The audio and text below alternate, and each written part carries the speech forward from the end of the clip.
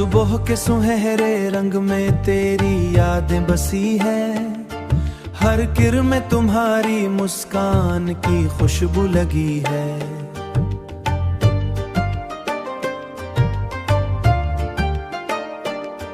परिंदे जब उड़ते हैं आसमां की विसतों में, मेरे दिल में भी आजादी की एक परवाज लगी है।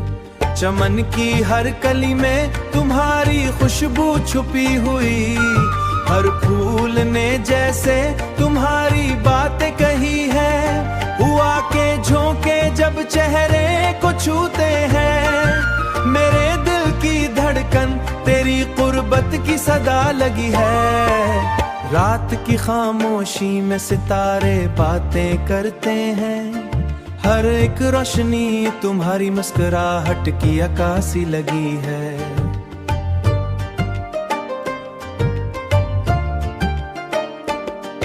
बारिश की बूंदें जब जमीन से टकराती है, मेरे दिल के जजीरे पर तुम्हारी यादें भीती हैं। नहरों के पानी की रवानी में तुम्हारी गूंज है, हर लहर मेरे दिल की गहराइयों को छू रही है। चांद की चमक में तुम्हारी सूरत नुमाया है, हर रोशनी मेरे दिल की मोहब्बत को जगा रही है।